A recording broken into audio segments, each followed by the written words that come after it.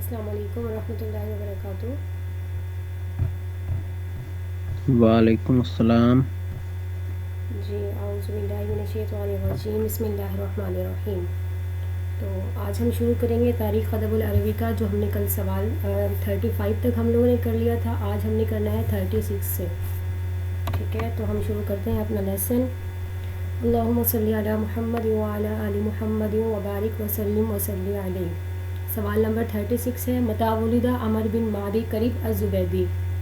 ठीक है, अमर बिन मादी करीब अज़ुबैदी जो है ये कब पैदा हुआ था। इससे पहले मैं आप लोगों को थोड़ा सा इसका इंट्रोडक्शन करा देती हूँ कि अमर बिन मादी करीब कौन था। ये ज़माना जाहिलियत के बड़े पाया जो है ना, टॉप लिस्ट के जो ख़तीब थे उनमें इसका शुमार होता है।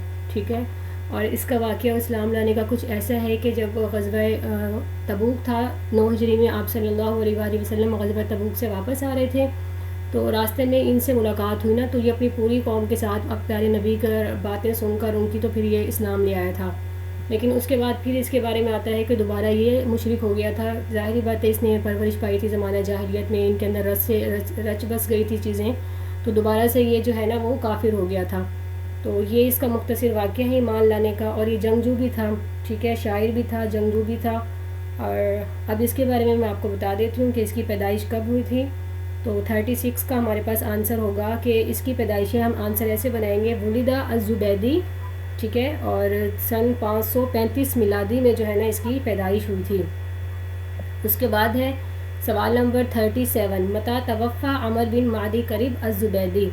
अमर बिन मादी करीब अज़ुबैदी की वफ़ात कब हुई थी। तो इसकी वफ़ात जो है वो खिलाफत उमर बिन ख़त्ताब रज़ी अल्लाह तआला अन्हु में, ठीक है, हज़रत उमर फ़ारूक के ज़माना में इसकी वफ़ात हुई थी। सन 643 मिलादी में इसकी वफ़ात हुई थी। ठीक हो गया। सवाल नंबर 38 को देखिएगा, हाता सलासता खसाइसुन लिशेर जाहिली। ठीक है, ज़माना जाहिलियत की जो शायरी थी उनकी 3 खसूसियात लिखें। वेरी वेरी इंपॉर्टेंट, और अक्सर ये सवाल आता होता है ज़माना जाहिलियत की खसूसियात क्या थी। ठीक है, सो आपने इसको 3-4 चीज़ें इसके अंदर नोट कर लेनी है। कि सबसे पहली बात है कि वो जो कसाइद थे ना, जैसे मैंने आपको बताया था, सबा मुअल्लक़ात जो है वो ज़माना जाहिलियत की शायरी शुमार की जाती है। तो उस शायरी के अंदर जो था ना, उसमें यूनिक अल्फाज होते थे। ठीक है, यानी ग़राबतुल अल्फाज इतने यूनिक होते थे जो इससे पहले कोई इस्तेमाल नहीं करता था। मतलब डिफरेंट उसके अंदर वर्डिंग होती थी। और दूसरा उसकी खसूसियत ये हो सकती है कि वो जो है ना, वो कसाइद जो थे वो लंबे लंबे थे। यानी एक अगर शायर ने कसीदा कहना शुरू किया तो उसके लंबे लंबे अशार शुरू उसने किए हैं। और वो पहले जो है ना, ये अगला टॉपिक मैं आपको दोबारा बताती हूँ। अच्छा जी, उसके हैं उसकी कसाइद की तिवालत बहुत ज़्यादा थी। जैसे इमरुल कैस के बारे में आता है कि उसका कसीदा जो था वो 80 अबियात पर मुश्तमिल था। ठीक है, यानी 80 अशार उसके कसीदे में, उसकी नज़म में पाए जाते थे। दूसरा पॉइंट हो गया। तीसरा पॉइंट, तीसरी खसूसियत इसकी हमने ये बतानी है कि इसके अंदर इस्तिदराद पाया जाता था। ज़माना जाहिलियत की शायरी के अंदर इस्तिदराद। अच्छा जी, इस्तिदराद क्या होता है। ये होता है कि उसके अंदर ना कोई रब्त कायम नहीं होता। यानी जब शायर अपनी शायरी शुरू करता है तो वो इधर उधर की बातें कभी उसने शुरू करता था। पहले ज़माना जाहिलियत में ऐसे होता था कि जब भी कोई शायरी करता था तो वो महबूबा के नाम से शुरू करता था। ठीक है, पहले अपनी महबूबा का वस्फ़ बयान किया, और उसके बाद जो है फिर उसने उसके घर का वस्फ़ बयान किया, फिर उसके बाद अपनी असल बात पे आया ना, उसके बाद फिर दोबारा कहीं और चला गया। यानी एक लेवल से दूसरी तरफ, दूसरे से दूसरे टॉपिक की तरफ, तीसरी तरफ, इस तरह से जो था ना, उस चीज़ को कहते हैं इस्तितराद। ठीक है, अब आपको इन शॉर्ट 3 चीज़ें आपने समझ ली हैं ज़माना जाहिलियत की शायरी में। नंबर 1, ग़राबतुल अल्फाज, यानी उसकी जो वर्डिंग थी वो बहुत यूनिक होती थी और अजनबी होती थी, यानी गैर मानूस होती थी। और दूसरा, उसके अंदर के ये कसाइद जो है वो बहुत तवील होते थे, लंबे लंबे अबियात होते थे। इसके अंदर 80 अबियात, 90 अबियात, इस तरह से। और तीसरा इसका ये था कि इसके अंदर इस्तितराद पाया जाता था, जो मैंने आपको बताया कि सीक्वेंस नहीं होता था, रब्त नहीं होता था। एक तरफ एक टॉपिक बात करते करते दूसरी तरफ पहुंच गया शायर, फिर वहाँ से फिर दोबारा कहीं और चला गया। तो ये इसकी 3 खसूसियात हो जाएंगी। अच्छा जी, सवाल नंबर आप देखिएगा 39 सवाल के अंदर पूछा गया है कि मता तवफ़ा खंसा अला क़ौलिल असह, सही कौल के मुताबिक खंसा की वफ़ात कब हुई थी। ठीक है, अब ये खंसा जो है ये शायरा हैं, और इनके ज़माना की मतलब जो ये शायरा ऐसी हैं कि इन्होंने ज़माना जाहिलियत भी पाया है, ठीक है, और ज़माना इस्लाम भी इन्होंने पाया है। कल हमने एक टर्म्स पढ़ी थी जिसमें था कि शायर मुखज़रम बताएं, जो मैंने आपको हसन बिन साबित के बारे में बताया था کہ حسان بن ثابت شاعر مخضرم ان کو شمار کیا جاتا ہے کہ جنہوں نے زمانہ جاہلیت بھی پایا ہو اور زمانہ اسلام پا کر وہ مسلمان بھی ہو گئے ہوں. تو اگر عورتوں میں دیکھا جائے تو حضرت خنسا رضی اللہ تعالی عنہا ایسی شاعرہ ہیں کہ جنہوں نے زمانہ جاہلیت میں بھی شاعری کی، اور ان کی زمانہ جاہلیت کی شاعری جو تھی وہ مرثیہ پر تھی زیادہ، یعنی کہ ان کے بھائی تھے سخر اور معاویہ. تو یہ ان کے شہید ہونے کے بعد، ان کی وفات کے بعد ان کے بارے میں مرثیہ گوئی کرتی تھیں. اسلام لانے کے بعد انہوں نے پھر ان کے 4 بیٹے شہید ہوئے، ان کے بارے میں یہ شاعری کرتی تھیں، لیکن اس کم ہو گیا تھا مرثیہ گوئی سے نا. تو یہ حضرت خنسا ایسی شاعرہ ہیں. اب ان کا انٹروڈکشن ہو گیا، ان کی وفات کے بارے میں ہم دیکھ لیتے ہیں. حضرت خنسا رضی اللہ تعالیٰ عنہ کی وفات جو ہے صحیح قول کے مطابق بتائی جاتی ہے کہ ان کی 24 ہجری میں وفات ہوئی تھی. ٹھیک ہے، زمانہ جاہلیت کی پیدائش ہے لیکن ان کی وفات جو ہے وہ 24 ہجری بتائی جاتی ہے. اب اگلا سوال ہمارے پاس ہے، سوال نمبر 40 کو دیکھیے گا. متا و اینا ولدا ابو العباس ہی المراد لکھا ہوا ہے، یہ کریکشن کر لیں، یہ لفظ ہے المبرد. ٹھیک ہے، ابو العباس ان کی کنیت ہے، المبرد جو ہے ان کا نام تھا. المبرد جو ہے ان کا نام. یہ مبرد کون ہے؟ یہ زمانہ اگر دیکھا جائے تو عصر عباسی کا، جب یہ سارا ہمارے پاس جتنا بھی ادب لکھا جا رہا تھا. تو میں نے آپ کو بتایا کہ اگر ایک سوال اکثر پیپر میں آتا ہوتا ہے کہ ادب کے ارکان بتائیں نا، کہ ادب کے کتنے ارکان ہیں، یعنی مین سورسز ادب کے کون کون سے ہیں. تو 4 کتابیں یہ آپ نوٹ بھی کر لیں، اور آپ لوگ ایک پین اور رجسٹر لے کے بیٹھا کریں تاکہ ساتھ ساتھ جو ایڈیشنل چیزیں ہوتی ہیں وہ آپ نوٹ کرتے جائیں. ادروائز جب ریکارڈنگ آپ سنتے ہیں تو پھر آپ اس لیکچر کو تیار کیا کریں. تو ادب کے 4 ارکان ہیں. ٹھیک ہے، یعنی بیسک 4 کتابیں ایسی ہیں جو ادب کی مین ٹاپ کتابیں مانی جاتی ہیں، مین سورسز ہوتے ہیں. اس میں ہے ایک کتاب جو ہے انہی مبرد کی ہے، اس کی کتاب کا نام ہے الکامل.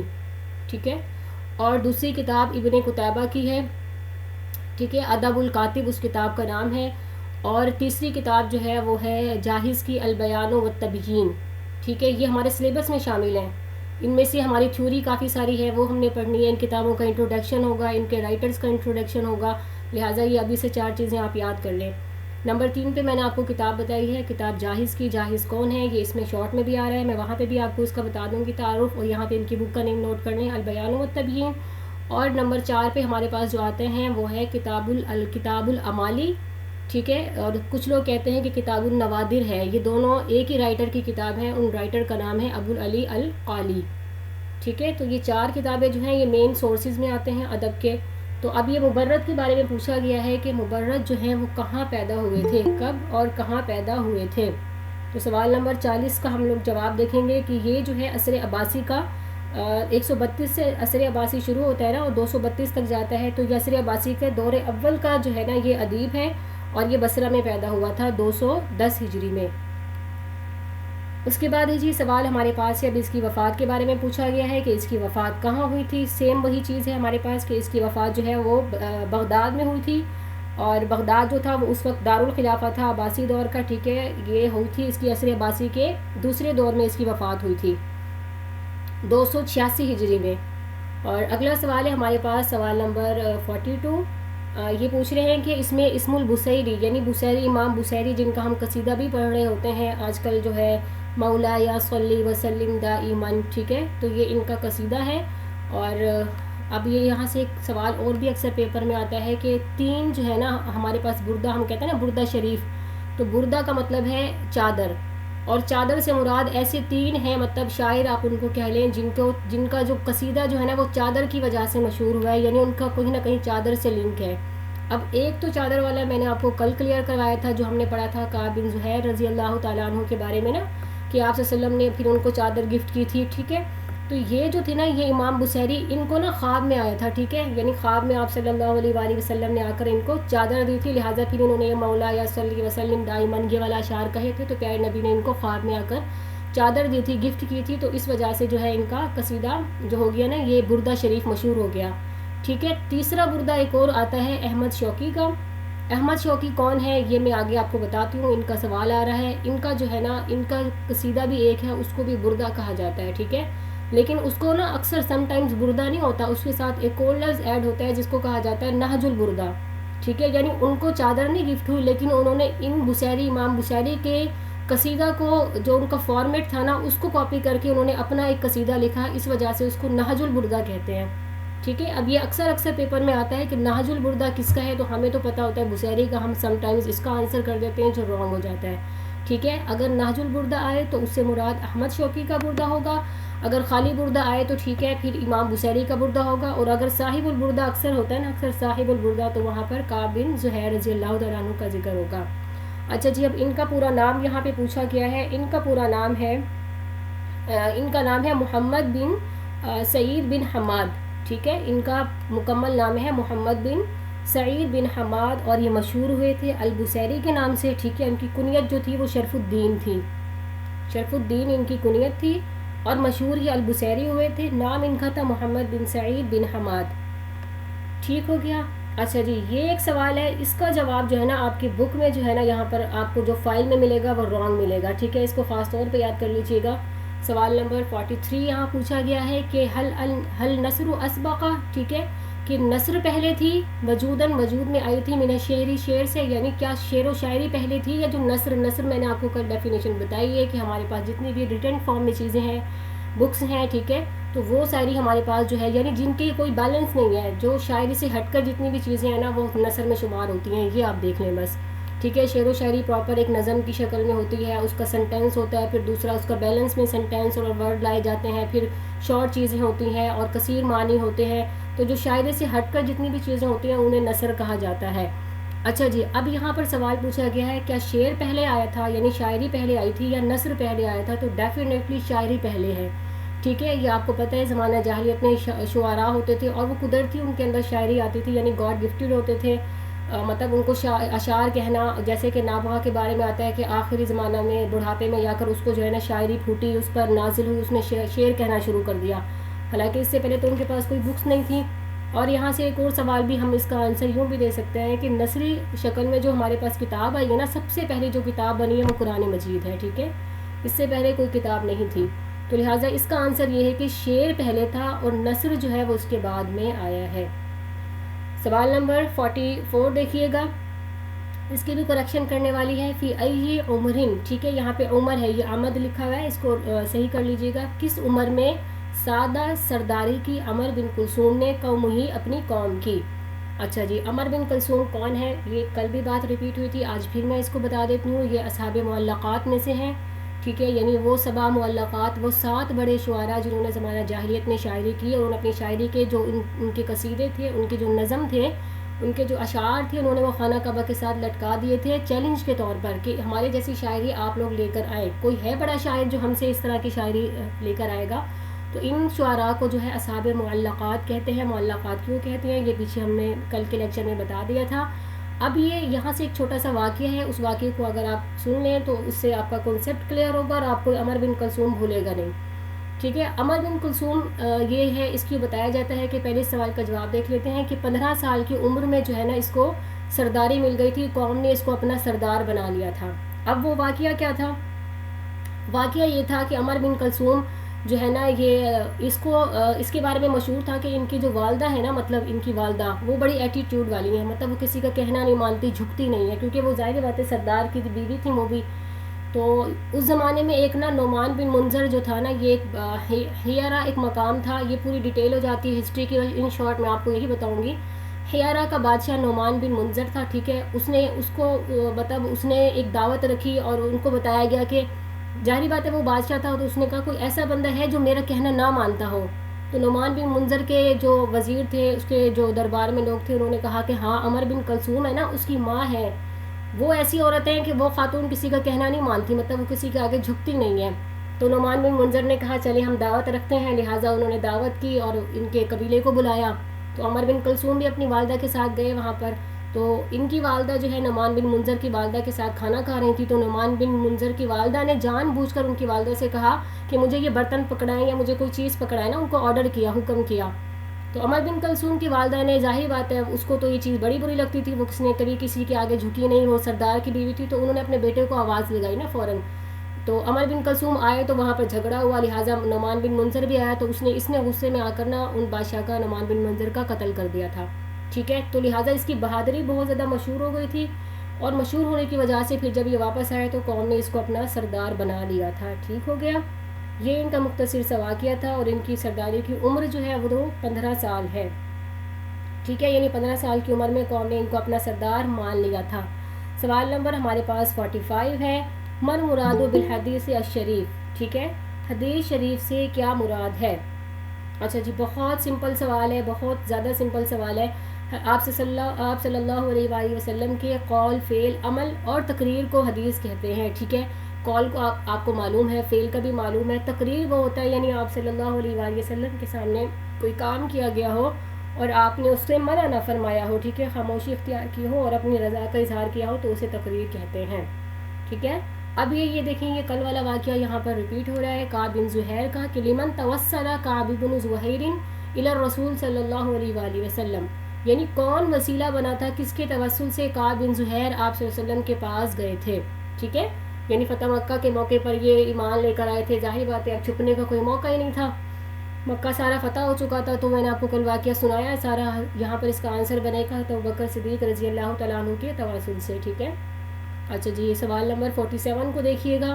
اذکر اسماء اصحاب معلقات، اصحاب معلقات کے نام بتائیں گے. 7 بڑے شعراء ہیں، ٹھیک ہے. یہ آپ کے فائل میں بھی ان کے آنسر ہوں گے، جو کل بھی میں نے بتائے تھے، آج میں دوبارہ ریپیٹ کر رہی ہوں. عمر بن کلثوم ہے، ٹھیک ہے. سب سے پہلے امراء القیس جو ہے وہ ٹاپ درجے کا شاعر مانا جاتا ہے. اس میں سے آپ بتا دیں گے امراء القیس ہے، زہیر بن ابی سلمہ ہے، نابغہ زبیانی ہے، عائشہ ہے، لبید بن ربیعہ ہے، عمر بن کلثوم ہے، طرفہ بن عبد ہے، ٹھیک ہے. اس طرح سے یہ آپ 7، کچھ لوگ اس کے بارے میں 9 بھی کہتے ہیں، تو آپ نے 7 شعراء کے نام یاد کر لینے ہیں اور یہ پیپر میں لازمی آتا ہے سوال. اس کے بعد ہے سوال نمبر 48 کو دیکھیے گا. اکتب اربعۃ اسماء، 4 کتابوں کے نام لکھیں، 4 نام لکھیں کس کے، من لغات سامیہ، سامی زبانوں کے. اچھا، یہ جو لغات سامیہ اور حامیہ ہے نا، یہ ایک الگ علم ہے پورا، یہ ایک الگ علم ہے، علم اللغہ کے نام سے اس کی ڈیٹیل وہاں پر آتی ہے. سو آپ نے ایک چیز یاد رکھ لینی ہے کہ بس لغات سامیہ کیا ہوتی ہے، اس کی زبانیں کون کون سی ہیں، ٹھیک ہے. بیسکلی زبان کی 2 قسمیں ہوتی ہیں، ایک لغات یعنی جو ہم بولتے ہوتے ہیں نا، زبانیں جو ہم بولتے ہیں، جیسے ہمارے یہاں پہ سرائکی ہے، پنجابی ہے، پشتو ہے، اس طرح کی. تو عرب میں جو تھی نا وہ زبانیں بیسکلی 2 ہوتی تھیں، اللغات سامیہ، ٹھیک ہے، اور دوسری تھی لغات حامیہ. یہ 2 بیسکلی ہے، پھر ان سے آگے اور بہت ساری زبانیں نکلی ہیں. سو انہوں نے پوچھا ہے کہ لغات سامیہ جو ہے نا، ان کی زبانوں میں سے یعنی اس گروہ میں سے 4 جو ہے نا آپ زبانوں کے نام بتائیں. فرسٹ آف آل جو ہم لوگ عربک پڑھ رہے ہوتے ہیں، یا جو پڑھ رہے ہیں ہم لوگ، یہ عربی زبان جو ہے یہ سامی زبانوں میں سے ہے، ٹھیک ہے. اور یہ اکثر جو ہے نا پیپر میں MCQs میں آ رہا ہوتا ہے کہ آپ جو ہے نا عربی زبان کون سی زبانوں میں سے ہے، تو عربی زبان جو ہے لغات سامیہ میں سے ہے. اسی طرح حبشی زبان جو ہے لغات حبشیہ، یہ بھی سامی زبان میں سے ہے، اور لغات ارامیہ، ٹھیک ہے، ارامی زبان جو ہے، اور لغات بابلیہ، بابلی زبان جو ہے. یہ 4 زبانیں آپ یاد کر لیں، بہت ایزی ہیں، اور یہ اس طرح سے آپ اس کو لکھ سکتے ہیں کہ یہ سامی زبانوں میں سے ہیں. اچھا جی، سوال نمبر 49 کو دیکھیے گا. ما ہی الاصول الادبیہ، ادبی اصول کون کون سے ہیں؟ یہ میں کل آپ کو بتا چکی رہی ہوں کہ اگر مختصراً ہم اس کو ذکر کریں تو یہ 5 ادبی دور بنتے ہیں، جیسا کہ ہے زمانہ جاہلیت، زمانہ اسلام، ٹھیک ہے، عصر اسلام، اس کے بعد ہے عصر اموی، اس کے بعد کیا آ جاتا ہے عصر عباسی، ٹھیک ہے، عصر عثمانی ہے. پھر اگر ہم اس کو عصر عثمانی کو الگ کریں تو عصر الانحطاط آ جاتا ہے اسی کے اندر سے، اور اس کے بعد آ جاتا ہے عصر الحدیث. مختصراً یہ 5 دور ہیں، اور تفصیل سے اگر ہم اس کو بنائیں تو یہ 7 دور بنتے ہیں جن میں ادب پر بڑا کام ہوا تھا.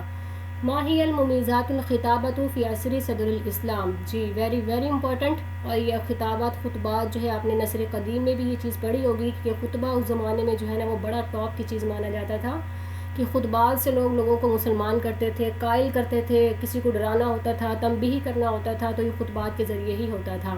اب یہ پوچھا گیا، یہ دیکھیں، یہ اس چیز کو دیکھیے گا، صدر اسلام آ گیا نا، کہیں پر آپ کو عصر الاسلام ملے گا، کہیں پر آپ کو صدر الاسلام ملے گا. اب صدر الاسلام میں نے آپ کو بتا دیا، صدر الاسلام کے اندر پیارے نبی صلی اللہ علیہ وآلہ وسلم کا زمانہ، اور اس کے بعد خلفائے راشدین کا زمانہ جو ہے تقریباً یہ صدر اسلام یعنی اسلام کا شروع کا زمانہ، ٹھیک ہے.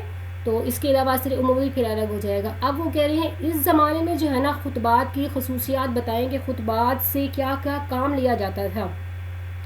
تو ظاہری بات ہے اس زمانے میں خطبات ٹاپ لسٹ کی چیز مانی جاتی تھی. جیسے میں نے آپ کو بتایا کہ دین کی تبلیغ کے لیے خطبہ کو استعمال کیا جاتا تھا، ٹھیک ہے، اور خطبہ کے اندر جو ہے وہ الفاظ بڑے بلیغ استعمال کیے جاتے تھے، اور اس کے جو سینٹینس استعمال کیے جاتے تھے جیسے جوامع الکلم استعمال کیے جاتے تھے، چھوٹے چھوٹے جملے جن کے بہت زیادہ معنی ہوتے تھے، ٹھیک ہے. تو اور معاشرے کے اندر جو ہے نا وہ اصلاح کے لیے خطبات کو استعمال کیا جاتا تھا. تو یہ ان شارٹ آپ اس کو ایسے ہی یاد کر لیں گے کہ اس کے اندر جو ہے نا وہ بلاغی تاثیر پائی جاتی تھی، تراکیب جو تھیں وہ بہت آسان ہوتی تھیں، الفاظ اس کے جو معنی ہوتے تھے وہ بہت آسان ہوتے تھے، اور اس کے الفاظ کے اندر جو ہے نا وہ ایک عواطف یعنی عاطفہ احساس پایا جاتا تھا، ٹھیک ہے، یعنی سننے والے کو لگتا تھا کہ خطیب جو ہے یہ واقعی ہمارا خیر خواہ ہے۔ تو جی اگلا سوال دیکھیے گا 51، اکتب اربعۃ اسماء، اب وہ کہہ رہے ہیں کہ یہاں پر آپ لکھیے 4 کتابوں کے نام من اہم مؤلفات ابن قتیبہ، ابن قتیبہ کی 4 اہم کتابوں کے نام آپ لکھیے۔ ابن قتیبہ کون تھے؟ میں نے ابھی آپ کو بتایا، یہ آپ کے سلیبس میں شامل ہے پرسنالٹی، اور یہ لانگ میں آتا ہے، ادب الکاتب ان کی کتاب ہے، ٹھیک ہے، ادب الکاتب ان کی بہت مشہور کتاب ہے جو آپ کے سلیبس میں بھی ہے اور ادب کے مین سورسز میں سے ہی ہے۔ اب ایک تو ان کی ہو گئی ادب الکاتب، دوسری ان کی کتاب ہے، یا آپ نوٹ بھی کر لیں، عیون الاخبار، ٹھیک ہے، عیون الاخبار ان کی کتاب ہے، اور ایک بہت مشہور ان کی کتاب ہے الشعر والشعراء، یعنی انہوں نے شاعروں کے بارے میں اور شاعری کے بارے میں اور شعراء کے بارے میں انہوں نے لکھا ہے۔ 3 کتابیں ہو گئی ان کی، اور چوتھی کتاب ان کی آپ نوٹ کر لیں کتاب الخیل، جو انہوں نے گھوڑوں کے بارے میں لکھی ہے، ٹھیک ہے۔ اس طرح یہ ان کی 4 فیمس کتابیں ہیں جو بہت مشہور ہیں۔ اچھا جی، یہ ایک اور سوال یہ لغہ سے متعلق ہو گیا، اکتب ہدفین من اہداف اللغہ، یعنی جو ہم زبانیں بولتے ہیں ان زبانوں کا کیا ہدف ہے، یعنی ان کا مطلب کیا ہے، ان کا پرپس کیا ہے، کیوں ہم زبانیں استعمال کر رہے ہوتے ہیں، بول رہے ہوتے ہیں، زبان کی اہمیت کو آپ بیان کریں۔ تو بہت آسان ہے کہ انسان زبان کے ذریعے جو ہے نا وہ اپنے افکار اور اپنے خیالات کو جو ہے دوسرے انسان تک منتقل کر سکتا ہے، ٹھیک ہے، نقل الافکار والمشاعر من انسان الی آخر، یعنی ایک انسان سے دوسرے انسان کی طرف ہم لوگ کیا کرتے ہیں، لغت کے ذریعے اپنے خیالات کو منتقل کرتے ہیں۔ اور اس کے علاوہ جو ہے زبان جو ہوتی ہے تحتفظ ثقافی، یعنی یہ ہماری ثقافت کی جو ہے کلچر کی ہماری حفاظت کرتی ہے۔ یہ 2 پوائنٹ آپ نوٹ کر لیں گے تو یہ آپ کا یہاں تک ہو جائے گا۔ اچھا جی، آپ لوگ بور تو نہیں ہو رہے؟ آگے چلیں ہم لوگ لیسن لے کے۔ کوئی ایک بندہ مجھے بتا دے تاکہ پتہ چلے۔ جی میم چلا۔ ہاں جی، کیونکہ آپ لوگوں کے پاس نا ٹائم اب بہت شارٹ ہے، اور آپ کو پتہ ہے یہ ہسٹری جو ہے نا یہ ایسا سبجیکٹ ہے کہ اس کو جتنا بھی کھول کے ہم لوگ کریں نا، جتنا بھی شارٹ کریں نا، لیکن وہ پھر بھی ہو جاتا ہے، ٹھیک ہے۔ چلیے جی، ہمارے پاس یہاں پر آ رہا ہے ایم سی کیوز ٹائپ ہے، اس کو ایم سی کیوز بھی آپ کہہ لیں یا آپ اس کو فلنگ دا بلینکس کہہ لیں، تو یہ بہت امپورٹنٹ ہے، اس میں بھی کچھ کریکشن کرنے والی ہے، اس کو بھی آپ دھیان سے کر لیجئے گا۔ اور ایک اور آپ کو یہ ہے کہ اگر آپ اس کو پی ڈی ایف کو پرنٹ کروا کے اپنے پاس رکھ لیں تو یہ بھی بہت آسانی ہے، اگر پرنٹ نہیں کروا سکتے تو آپ ایک رجسٹر رکھیں، جو جو چیزیں اس سے ہٹ کر آپ کو بتائی جائیں تو اس کو تھوڑا بہت آپ نوٹ کرتے جائیں، کہ جب آپ کا پیپر ہوگا نا جس دن، اگر جب آپ پیپر ہوگا ان چیزوں کو دیکھیں گے، بہت امپورٹنٹ چیزیں آپ کی کلیئر ہو جائیں گی۔ سو ہم سٹارٹ کرتے ہیں السؤال الثانی، دوسرا سوال، املاء الفراغات بالکلمات المناسبہ، مناسب کلمات کے ذریعے سے آپ ان کو فل کریں۔ اچھا جی، کان عمر بن ابی ربیعہ شاعراً ایجاد تصویرون، اچھا اب یہ پوچھ رہے ہیں کہ عمر بن ربیعہ نے اپنی شاعری میں کس چیز کی تصویر کشی کی ہے، کس چیز کو اجاگر کیا ہے انہوں نے نا۔ اب عمر بن ابی ربیعہ کا ہم لوگ اس کا تعارف دیکھ لیتے ہیں۔ عمر بن ربیعہ کے بارے میں آتا ہے کہ یہ جس رات حضرت عمر فاروق رضی اللہ تعالیٰ عنہ کی وفات ہوئی تھی تو اس رات جو ہے نا یہ پیدا ہوا تھا، ٹھیک ہے۔ عمر فاروق بڑے انصاف اور عدل والے ایک خلیفہ گزرے ہیں جن کی انصاف کی مثالیں دی جاتی ہیں، اور یہ جو شاعر تھا نا یہ شاعر ایسا تھا کہ اس نے غزل کا مطلب اس کو غزل صریح کا بانی قرار دیا جاتا ہے، یعنی یہ عورتوں کی غزل بیان کرتا تھا لیکن ان کے ظاہری جو ہے نا مطلب پارٹس آپ لے لیں اس کو زیادہ اپنی شاعری میں ڈسکس کرتا تھا، عورتوں کے ظاہری پارٹس جو ہوتے ہیں اس طرح کی خوبصورتی کو یہ زیادہ اپنی شاعری میں ذکر کرتا تھا۔ اچھا جی، یہاں سے ایک پوائنٹ ہمارے پاس آتا ہے کہ غزل کی جو ہے وہ 2 قسمیں ہوتی ہیں، عربی میں غزل کی 2 قسمیں ہیں، ایک قسم کو ہم غزل عفیف کہتے ہیں، عین فے یہ فے، اور دوسری قسم کو ہم غزل صریح کہتے ہیں۔ اچھا جی، غزل عفیف کیا ہوتا ہے؟ غزل عفیف کا مطلب ہے پاکیزہ غزل، ٹھیک ہے، اس میں عورت کی غزل تو ہوتی عورت کے اوپر ہی ہے، لیکن عفیف کے اندر جو ہے نا عورت کے اوصاف کو بیان کیا جاتا ہے، جیسے اس کے اچھے اخلاق کو، اس کی سخاوت کو، اس کے شرم و حیا کو، اس کے ایمان کو، ٹھیک ہے، تو وہ غزل عفیف ہے۔ لیکن یہ جو تھا عمر بن ابی ربیعہ تو یہ جو ہے غزل صریح جسے ہم کہتے ہیں کہ جو ظاہری پارٹس کے مطابق کی جاتی تھی، تو یہ اس طرح کا شاعر تھا، لہٰذا اس سے اس کا قبیلہ تنگ، معاشرہ تنگ، یہاں تک کہ اس نے اس زمانے کا بادشاہ جو ہے نا غالباً عمر بن عبدالعزیز کے بارے میں یا پتہ نہیں مروان عبد الملک بن مروان، اب میرے ذہن سے اتر رہا ہے، تو ان کی بیٹی کے بارے میں بھی اس نے جو ہے نا وہ شاعری کہی تھی اس طرح کی۔ تو لہٰذا لوگ اس سے بہت تنگ تھے اور اس کے بارے میں کہتے تھے کہ ایک حق جو ہے نا وہ ہم سے چھین گیا، جس رات ہم سے حق چھینا اس رات جو ہے نا ہمارے اوپر یہ باطل جو ہے مسلط کر دیا گیا، ٹھیک ہے. یعنی عمر فاروق رضی اللہ تعالیٰ عنہ کی وفات ہوئی تھی اور اس رات ان کی پیدائش ہوئی تھی. یہ ان کا انٹروڈکشن ہو گیا. اب یہ اس میں پوچھ رہے ہیں کہ ان کی شاعری میں کس چیز کی تصویر کشی ہوتی تھی. یہ عورت کے بارے میں شاعری کرتا تھا، ٹھیک ہے. شاعر عرب بھی نہیں تھا، اپنے عرب کے بارے میں نہیں کرتا تھا، قریش کے بارے میں بھی نہیں، بلکہ عورتوں کے بارے میں زیادہ تر یہ شاعری کرتا تھا. اب ہمارے پاس ہے سوال نمبر 2 کو دیکھیے گا. قرآن مجید نازل ہوا تھا تقریباً کتنے عرصے میں؟ بہت سمپل ہے، 23 سال کے عرصے میں، ٹھیک ہے. 23 کتنے عرصے میں؟ 23 سال کے عرصے میں قرآن مجید نازل ہوا. آپ کو یہاں فائل میں 25 ملے گا، 25 سال، جو کہ ٹوٹلی غلط ہے، ٹھیک ہے. کان علی زہیرن، اچھا جی، زہیر بن ابی سلمہ، یہ کل ان کے بارے میں ڈیٹیل میں ہوا تھا. یہ صاحب معلقات جو ہیں ان میں سے ہیں، اور ان کے بیٹے کعب بن زہیر ہیں اور ایک بجیر بن زہیر ہیں. 2 ان کے بیٹے ہیں اور ان کی 2 بہنیں ہیں، ٹھیک ہے. یہ میں نے آپ کو بتایا تھا. یہ ان کو خصوصیت حاصل ہے کہ ان کا پورا گھرانہ شاعر تھا، بہنیں شاعر، خود یہ شاعر، بیٹے شاعر آگے سے، ٹھیک ہے. تو یہ واحد وہ شاعر ہیں زہیر بن ابی سلمہ کے جن کا پورا گھرانہ ہی شاعر تھا، اور ان کی شاعری بڑی حکمت والی ہوتی تھی اور یہ اچھے کاموں کی دعوت دیتے تھے، ٹھیک ہے. اب ان کے بارے میں یہاں سوال پوچھا گیا ہے کہ ان کی کتنی بہنیں؟ تو لہٰذا ان کی 2 بہنیں تھیں، ٹھیک ہے. ایک کا نام سلمہ تھا جن سے ان کے والد کی کنیت ابی سلمہ ہوئی تھی، اور دوسری ان کی بہن خنسا تھی، ٹھیک ہے. اچھا، ان کے بارے میں ایک اور سوال بھی آتا ہوتا ہے پیپر میں، یہ بھی آپ نوٹ کر لیں کہ وہ ہوتا ہے نا صاحب حولیات، یعنی ایسا شاعر کون تھا جن کے قصیدے کو حولیات کا نام دیا جاتا تھا، ٹھیک ہے. حولیات کا نام دیا جاتا تھا. تو یہ وہ شاعر تھا جو جن کی شاعری نا بہت جلدی منظر عام پہ نہیں آتی تھی، یعنی انہوں نے 2-3 مہینے لگائے قصیدہ لکھ دیا، ایسا نہیں ہے، بلکہ ان کی شاعری جو ہے وہ 1 سال بعد ایک قصیدہ آتا تھا. حولیات مطلب، ٹھیک ہے، یعنی 1 سال بعد یہ ایک قصیدہ اپنا شائع کرتے تھے، لوگوں کے سامنے لے کر آتے تھے. کیسے؟ یعنی پہلے جو 4 مہینے یعنی اس کو وہ کیا کرتے تھے، وہ رائٹ کرتے تھے، اگلے 4 مہینے پہ اس کی کریکشن کرتے تھے، پھر اگلے 4 مہینے اس کو مزید اس پر دیکھتے تھے کام وغیرہ، مطلب اس طرح سے یہ کر کے پورا 1 سال لیتے تھے اپنا قصیدہ لانے میں. اس لیے ان کو صاحب الحولیات بھی کہا جاتا ہے. یہ بھی پیپر میں سوال اکثر آ رہا ہوتا ہے. اچھا جی، سوال نمبر 4 کو دیکھیے گا. اول من شبہ النساء بالظباء، ٹھیک ہے. پہلا وہ شخص کون تھا جس نے تشبیہ دی تھی عورتوں کو ہرنیوں سے اور گھوڑیوں سے اور نیل گایوں سے، ٹھیک ہے. تو یہ عمر بن کلثوم تھا.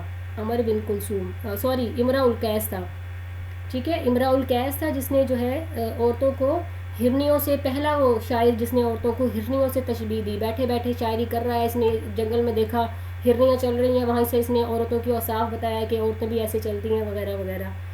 اچھا جی، کانا قصیدۃ بانت سعاد، یہ دیکھیے، یہ میں نے کل آپ کو بتایا تھا نا، اس کا قصیدہ ہے بانت سعاد. یہ کعب بن زہیر کا قصیدہ ہے، جن کو آپ صلی اللہ علیہ وسلم نے اپنی چادر گفٹ کی تھی، تو انہوں نے یہ شاعری کی تھی. بانت سعاد فقلبی الیوم مطبول، ٹھیک ہے، کہ مجھ سے سعاد جدا ہو گئی اور میرا دل جو ہے وہ پریشان ہے. اس کے بعد ہے سوال نمبر 6 کو دیکھیے گا. سادہ عمر بن کلثوم قوم ہی، اپنی قوم کی سرداری کی عمر بن کلثوم نے فی ڈیش من عمر ہی، اپنی عمر کے کتنے سال میں؟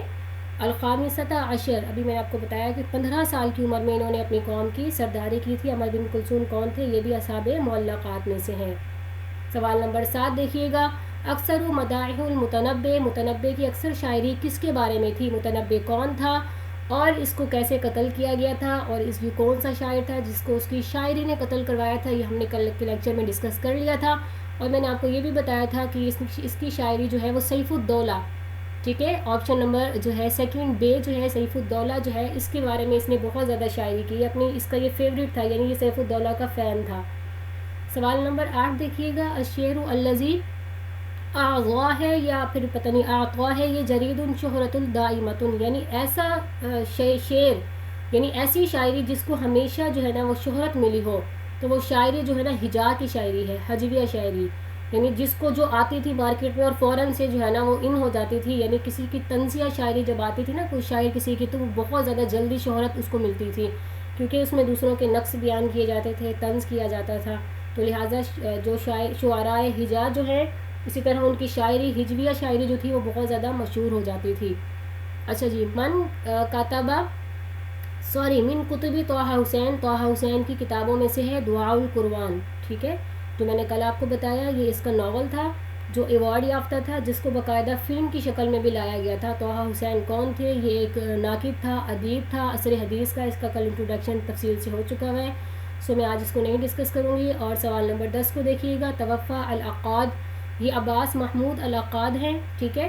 اور ان کے بارے میں آتا ہے یہ عصر حدیث کے جو ہے نا وہ بہت بڑے ادیب گزرے ہیں. عصر حدیث آپ کو پتہ ہے، ٹھیک ہے، جب فرانس نے مصر پر حملہ کیا تھا اس کے بعد جو ہے عصر حدیث شروع ہو گیا تھا. تو اس میں جو بڑا رائٹر تھا نا یہ عباس محمود العقاد جو ہے نا یہ بہت مشہور ہوئے تھے. اب ان کا یہاں پہ پوچھا گیا ہے کہ ان کی وفات کب ہوئی تھی، ٹھیک ہے. سو ان کی عباس محمود العقاد کی وفات ہوئی ہے. یہ پہلا کیا ہے جی، 1947 بتایا جا رہا ہے. 1947 میں ان کی وفات نہیں ہوئی تھی، ان کی وفات ہوئی ہے 1964 میں غالباً. یہاں پہ دیا ہے نا 54، 1954 میں ان کی وفات ہوئی ہے، ٹھیک ہے. مزید اس کو کنفرم کر لیجئے گا آپ. 1954 میں ان کی وفات ہوئی ہے. اس کے بعد دیکھیے گا توفیٰ نابغہ فی عام. اچھا جی، نابغہ کی وفات کے بارے میں پوچھا گیا ہے کہ نابغہ جو ہے نا اس کی وفات کب ہوئی ہے. تو نابغہ کی وفات ہوئی ہے 604 میلادی میں، ٹھیک ہے. اب یہ نابغہ کون ہے؟ نابغہ ذوبیانی یہ بھی جو ہے نا اصحاب معلقات میں سے ہیں. ان کا اصل نام جو ہے وہ آگے آ رہا ہے کہ ان کا اصل نام کیا تھا اور نابغہ ان کو کیوں کہتے تھے. یہ اصل میں یہ تھا کہ یہ جوانی تک ان کو شاعری نہیں آتی تھی، نہ بچپن میں ان کو شاعری آتی تھی.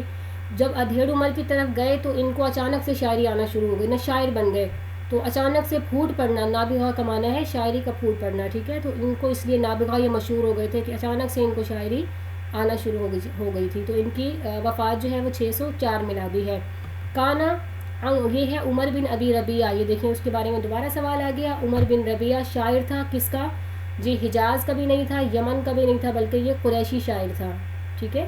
قریشی شاعر تھا، لیکن یہ شاعری کس کے بارے میں کرتا تھا؟ عورتوں کے ظاہری اوصاف کے بارے میں. غزل صریح کا بانی تھا. اب سوال نمبر ہمارے پاس آتا ہے 13. توفیٰ ابو تمام. ابو تمام کون ہے جی؟ یہ کل ان کا ذکر ہوا تھا. ابو تمام جو ہے ہمارے پاس یہ دیوان حماسہ جو ہم نے کل پڑھی تھی، ایک کتاب جس کے 10 ابواب تھے اور جو پہلی ایسی کتاب تھی جس کی ابواب بندی کی گئی تھی، یہ اس کے رائٹر ہیں ابو تمام، ٹھیک ہے. یہاں پر پوچھا گیا ہے کہ ابو تمام کی وفات آپ بتائیے. تو ابو تمام کی وفات یہاں پر ہے جی 232 ہجری، ٹھیک ہے. یعنی عصر عباسی کا 132 ہجری سے 232 ہجری تک ہے. یعنی عصر عباسی کا پہلا دور جو ہے کمپلیٹ ہوتا ہے تو ان کی وفات ہو جاتی ہے. اس کے بعد ہے سوال نمبر 14 کو دیکھیے گا. کانت وفات کعب بن زہیر فی خلافتی. اب یہ کعب بن زہیر وہی ہے جن کو آپ صلی اللہ علیہ وسلم نے چادر دی، جن کا قصیدہ بانہ سعاد ہے. اب ان کی وفات کے بارے میں سوال پوچھا گیا ہے کہ ان کی وفات کب ہوئی ہے، ٹھیک ہے.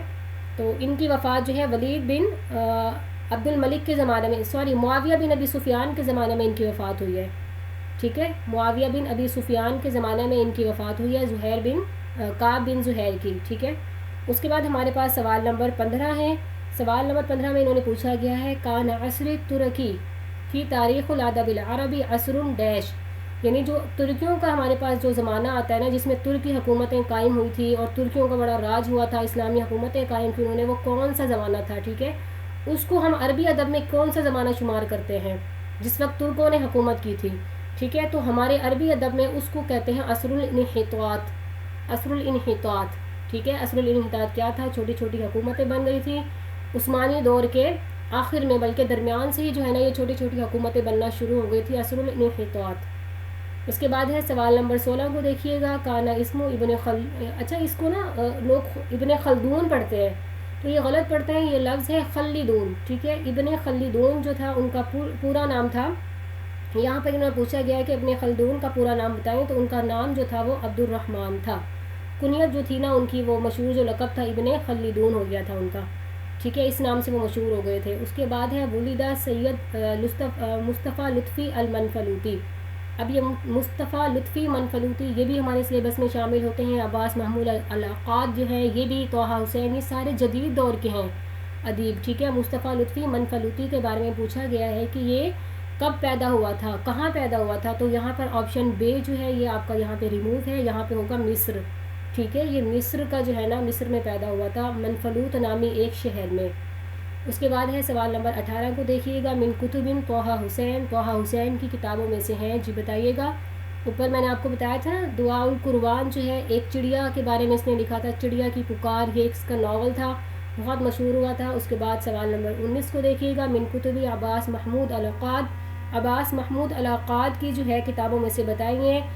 اس کی جو کتاب ہے جی المرأۃ فی القرآن, ٹھیک ہے, یعنی عورت کا مرتبہ قرآن میں, جو عورت کو کیا ہے, اس کی یہ کتاب ہے المرأۃ فی القرآن.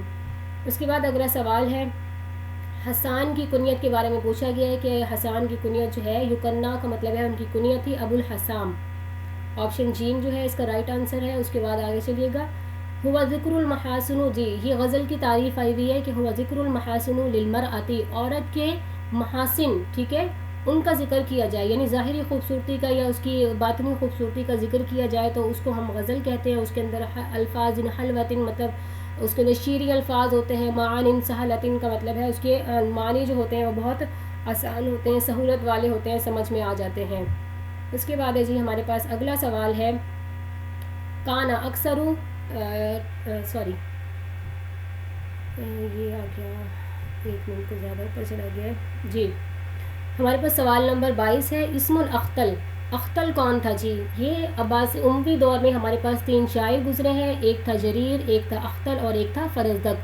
فرزدق کے بارے میں ہم نے کل پڑھا تھا کہ وہ شاعر اہل بیت تھا, اور اختل کے بارے میں ہے کہ اختل جو تھا نا, اس کا اصل نام تھا غیاث بن غوث.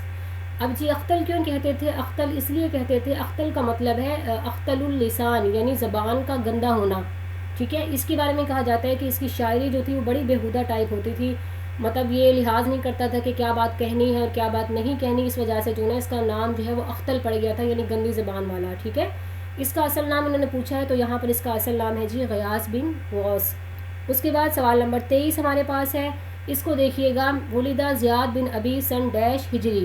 تو انہوں نے پوچھا ہے کہ کون سی ہجری میں جو ہے نا زیاد بن ابی پیدا ہوا تھا, تو یہاں پر لکھا گیا 1 ہجری میں, ٹھیک ہے. ہجرت کے پہلے سال زیاد بن ابی کی پیدائش ہو گئی تھی. اچھا اس سوال کو یہیں پہ کور کر لیتے ہیں ہم لوگ, یہ اکثر پیپر میں آ رہا ہوتا ہے. زیاد بن ابی ایسا بندہ ہے, یعنی اس کے بارے میں یہ کہا جاتا ہے کہ ان کے نا والد کا پتہ نہیں تھا, جس کے نام کے ساتھ یہ لگا ہے نا ابی, ٹھیک ہے. تو ان کا باپ کا پتہ نہیں تھا, یہ کیا مطلب ان کا فادر کون ہے.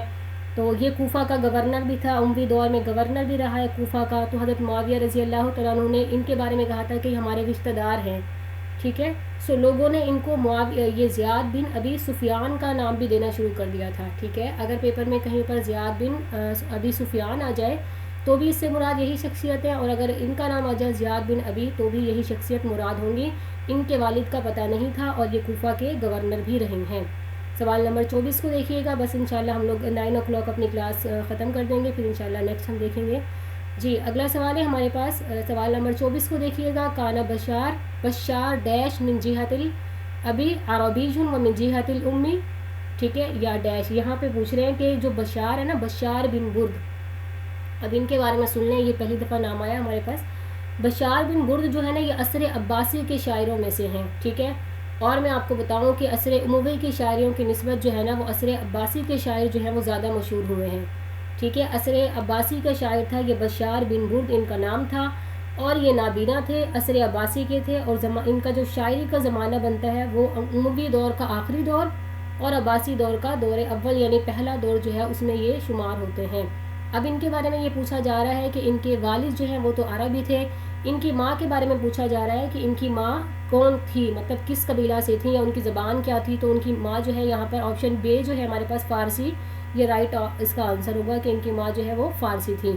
کان اکثر مدائق متنبع فی ڈیش, یہ واپس ریپیٹ ہوا ہے کہ متنبع کی اکثر شاعری کون سے کس کے بارے میں تھی, تو یہ سیف الدولہ کے بارے میں اس کی شاعری تھی. نشا جاہز یتیمن, اب یہ جاہز جو ہے جن کی کتاب میں نے ابھی آپ کو ادب کے 4 رکن لکھوائے ہیں, البیان و تبیین, ٹھیک ہے. اس میں جاہز کا یہ اس کو ابو البیان بھی کہا جاتا ہے. اس کا بڑا ایک الگ سے پورا ٹاپک ہمارے پاس آنے والا ہے, لانگ میں انشاءاللہ ہم اس کو کریں گے. تب تک ہم شارٹ میں تھوڑی بہت اس کے بارے میں نالج دیکھ لیں کہ یہ ایسا تھا کہ یہ اتنا, اس کی حالت جو تھی نا غریب گھرانے کا تھا, مطلب ان کے پاس کھانے کو بھی کچھ نہیں ہوتا تھا. بہت بچپن سے اس نے کمانا شروع کیا اور یہ روٹیاں اور مچھلیاں اس طرح کی چیزیں بیچتا تھا, لیکن اس کا علم کی طرف جو رجحان تھا نا وہ بہت زیادہ تھا. اس کے بارے میں یہ بھی آتا ہے کہ یہ جو ہمارے ردی کی دکانیں ہوتی ہیں نا وہاں گھس جاتا تھا اور پورا اس کو رینٹ پہ لے لیتا تھا ان کی دکانوں کو, اور پوری کتابیں, جو ایک بار کتاب پڑھتا اس کو یاد ہو جاتی, جو کتاب پڑھتا یاد ہو جاتی. پایا چوٹی کا جو ہے نا ذہین انسان تھا یہ جاہز جو ہے. یہاں پر اس کے بارے میں پوچھا گیا ہے کہ اس کا یہ تو یتیم, تو اس نے پرورش پائی یتیمی کی حالت میں, مطلب غریبی کی حالت میں. میالن الی ڈیش, کس کی طرف اس کا میلان تھا, تو اس کا میلان علم کی طرف زیادہ تھا. یہاں تک کہ یہ وہ ادیب ہے، وہ بندہ ہے کہ جو مرا بھی تھا، اس کے اوپر کتابیں گری تھی جس سے اس کا جسم جو ہے وہ فالج آ گیا تھا، آدھا حصہ کام کرنا چھوڑ گیا تھا، اور وہی اس کے وفات کی وجہ بنا تھا. ٹھیک ہے، ہمارے پاس سوال نمبر 27 ہے، اس کو دیکھیے گا. یہ جو ہے ولیدہ شاہ ولی اللہ دہلوی، ان کی پیدائش کے بارے میں پوچھا گیا ہے کہ ان کی پیدائش کب ہوئی تھی. تو ان کی پیدائش 1114 میں ہوئی تھی. اس کے بعد ہے لغت العربیہ من لغات ڈیش، یہ میں نے ابھی آپ کو بتایا کہ لغات سامیہ میں سے اس کا کاؤنٹ کیا جاتا ہے. کانا اسم نابغہ زبیانی، نابغہ کا معنی ہم نے دیکھا تھا. ٹھیک ہے، یعنی اچانک شاعری کا پھوٹ پڑنا. اور یہ جو ہمارے پاس ہیں اصحاب معلقات میں سے ہیں، اور ان کا نام جو تھا وہ زیاد بن معاویہ ان کا نام تھا.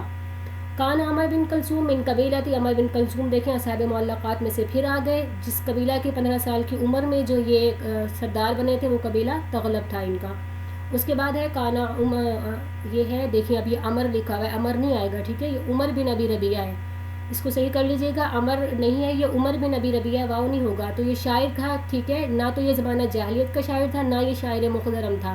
مخضرم شاعر وہ جس نے زمانہ اسلام بھی پایا ہو، اس سے پہلے زمانہ جاہلیت میں بھی شاعر رہا ہو، اور جاہلی تو آپ کو معلوم ہی ہے، لہٰذا یہ قریشی شاعر تھا. ٹھیک ہو گیا. 32 کو دیکھیں، اور 32 ہے تارت شہرت جریر فی زمان خلافتی ڈیش، یعنی کس کے زمانہ میں جو ہے نا اس کی جریر کی جو ہے ہجویہ شاعری کو بہت زیادہ شہرت حاصل ہو گئی تھی. تو یہ زمانہ جو ہے ولید بن عبد الملک کا زمانہ تھا. ٹھیک ہے، میں نے آپ کو بتایا کیونکہ اس کو حجاج بن یوسف کی حمایت حاصل ہو گئی تھی، لہٰذا اس کی شہرت اس وجہ سے بڑھ گئی تھی. آخری سوال کو دیکھیے گا. کانا ابو تمام ڈیش للبختری. اچھا جی، یہ سوال اتنا امپورٹنٹ ہے نا، میں آپ کو بتاؤں نا کہ یہ اکثر بچوں کو یہ سوال بڑا کنفیوز کر دیتا ہے. کانا ابو تمام، اب جو ابو تمام کے بارے میں ہم نے کل پڑھا تھا نا، ابو تمام کون تھا؟ ابو تمام تھا جس نے کتاب دیوان حماسہ لکھی تھی. ٹھیک ہے نا، حماسہ کے بعد میں نے سارا انٹروڈکشن آپ کو کرا دیا تھا. یہ وہ بندہ تھا. ٹھیک ہے، یہ جو بندہ ہے بہتری، یہ جتری لکھا ہوا ہے دیکھیں، یہ بہتری لفظ ہے. ٹھیک ہے، تو بہتری جو تھا نا یہ ابو تمام کا اسٹوڈنٹ تھا. اس نے بھی کتاب دیوان حماسہ لکھی ہے، دونوں نے لکھی ہے، لیکن جو پہلی کتاب لکھی ہے وہ ابو تمام نے لکھی ہے، لہٰذا یہ ان کے ٹیچر ہیں کن کے؟ بہتری کے. تو یہاں پر آپشن جو رائٹ بنے گا وہ استاذن بنے گا. سم ٹائمز بہتری کا پہلے دے کے ابو تمام کو بعد میں کر کے بچوں کو کنفیوز کر رہے ہوتے ہیں. سو آپ یہ بات اپنے مائنڈ میں رکھیے گا کہ ابو تمام وہ پہلا بندہ ہے جس نے دیوان حماسہ لکھی ہے، تو لہٰذا اس کے بعد ان کے اسٹوڈنٹ نے اسی نام سے اس کو کریکشن کی یا اس کو شارٹ کیا، وہ ایک الگ چیز ہو جاتی ہے. ٹھیک ہے، تو یہاں پر یہ آپشن آئے گا استاذن. آئی تھنک اتنا کافی ہے، انشاءاللہ باقی ہم اس کو کل دیکھیں گے، یا اگر آپ نہیں بور ہو رہے تو اس کو ہم کمپلیٹ کر لیں جیسے آپ کہیں. 48 تک ہے یہ. میم کال کریں گے انشاءاللہ، چلیں 2 ٹھیک ہے، گھنٹے ٹھیک ہے. کلاس. جی جی، میں اسی چیز کا خیال کر رہی ہوں کہ ہمارے جو ہے نا اسٹوڈنٹ اس چیز کو نہ کریں. چلیں جی، اوکے، اپنا خیال رکھیے گا. جی جی، جزاک اللہ خیرن کثیرا. چلیں جی، اللہ حافظ، جزاکم اللہ خیرن کثیرا. السلام علیکم.